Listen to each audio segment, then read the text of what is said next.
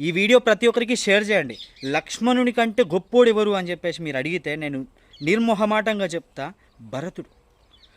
భరతుడు లేనటువంటి సమయాన్ని చూసి శ్రీరామచంద్రమూర్తిని అరణ్యవాసానికి పంపిస్తారు. అది తెలుసుకున్నటువంటి భరతుడు రాజ్యానికి వచ్చి అన్నయ్యేడి అన్నయ్యేడి అని అడిగితే అరణ్యవాసానికి వెళ్ళిండన్న విషయం తెలుసుకొని కాళ్ళకు చెప్పులు లేకుండా ఒంటి మీద బట్టలు లేకుండా రాజ్యాన్ని వదిలిపెట్టి అన్న కోసం అని చెప్పేసి అడుగులు పట్టుకొని ఉరుకుతా అంటే వెనక రాజ్యం మొత్తం గదిలొచ్చింది.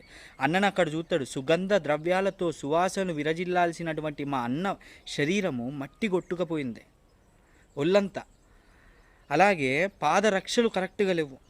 చూసి మనసు చెలించిపోయి, అన్నా నువ్వు ఒక్కరడిగితేనే కాదని లేదు, రాజ్యాన్ని ఇచ్చేసావు, అరణ్యవాసానికి వచ్చేసావు, ఇప్పుడు రాజ్యంలో ఉన్న ప్రజల్ని మొత్తం ఎంటేసుకొని వచ్చిన అన్న, నువ్వు రా వచ్చి రాజ్య పరిపాలన చేయి అంటే అప్పుడు రాముడు చెప్తాడు, తండ్రి గారికి ఇచ్చినటువంటి మాట వృధా కాకూడదు, రాముడు ఇచ్చినటువంటి మాట వృధా అయిందన్న సందర్భం ఉండకూడదు, కాబట్టి 14 సంవత్సరాలు పూర్తయిన తర్వాతే రాజ్యానికి తిరిగి వస్తాను, కానీ రాజ్యకాంక్ష కోసం కాదని చెప్తాడు. కానీ అప్పుడు భరతుడు అంటాడు, నువ్వుండగా నేను రాజ్యం చేయడమా అన్నగారు, అది ఈ జన్మలో కుదరదు.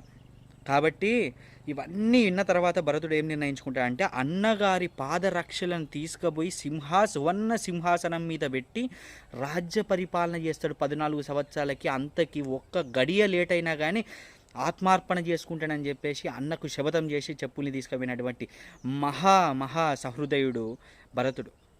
రామాయణం ఏం నేర్పింది?